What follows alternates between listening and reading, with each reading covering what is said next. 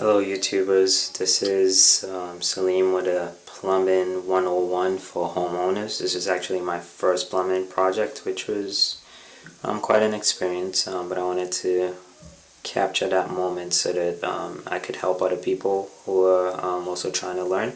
So as you can see, this is a Symmons Temptrol Model A, and I was having a problem with the faucet leaking, and so I wanted to do something about that. So I went ahead and got the necessary parts. I initially thought I just needed this piece, which is called the spindle valve, and this is the main piece. It has a piston in there that controls the temperature and all of that stuff. And so I took that apart. This is the new piece that I bought, and this is also the Temptrol cap. This is what you put over it before you insert it into that hole. The problem is when I took my piece out to replace it, because usually say the valve might be loose, or the washers may be dirty or off or something like that. That will cause the leak, so you have to investigate it. So I took this out and mine looked very different from it. So being new and not knowing what these things do, I got really confused and thought, oh, this was probably a different model. So I went in and inserted this, not knowing that after I'd inserted it into that hole, my problem after I'd fixed the leak was that the hot water was just coming and there was no cold water. Even if it came, it wasn't that cold. So it was just a whole mess.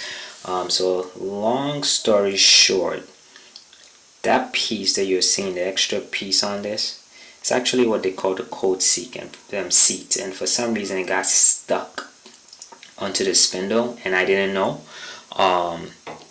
So I ended up calling a handyman who helped me. He was very helpful. However, he wasn't also sure about what to do. So I went on to YouTube and did some more research and found the tool to remove. This is a very important tool. If you don't have it, don't start the work. Because I just got this from Lowe's a few minutes ago. Basically what this is used to do is to lock this piece. This big one is to fit in here and lock it in. So as you can see here, I have that piece right here, so I can use this to remove it or lock it in. So I bought a new seat, which was the TA4 Temptrol seat, which is a hot and cold seat.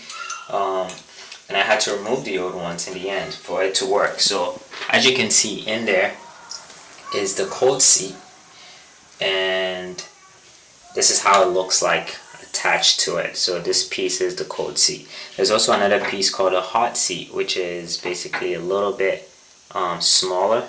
There it is. So this piece was used to lock it in or remove it, and I was able to remove the old one and inserted a new hot seat, which is way in there, you can't see it. And this outer layer that you're seeing, this outer ream, that's the cold seat that we're looking at. So that's basically all I did. I just took new parts together, put it in, worked well, fixed the cold seat in. So I have now the old one here, the old piece here, and the old spindle here. So what I have now is the new spindle, which is just a matter of putting it in here. But before I do that, I'm just going to put the T12A, which is a temp control cap, over it. There it is. Make sure you have the washer on there or you're going to get more leaks. So I'm using one hand to do that. So just want to make sure that is in. Hold on 1 second. Gonna try and be quick because I don't have too much time. So basically all you have to do is just really put this in, and then you want to screw it up and tighten it in with the unnecessary tools. I'm kind of working on one hand here, but I just wanted to show you what to do.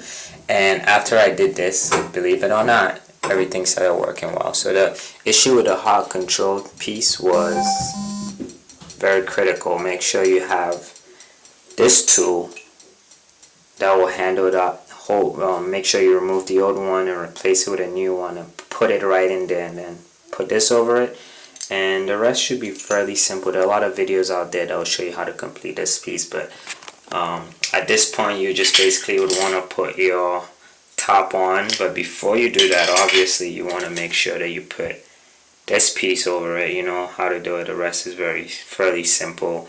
Make sure that it's tightened well, make sure that it's set up properly, and then you should be good to go. But oh, one more thing, don't forget, that piece also goes right over, and you should be good to go. Thank you for watching, and I hope this video was helpful. Plumbers 101 for the homeowners.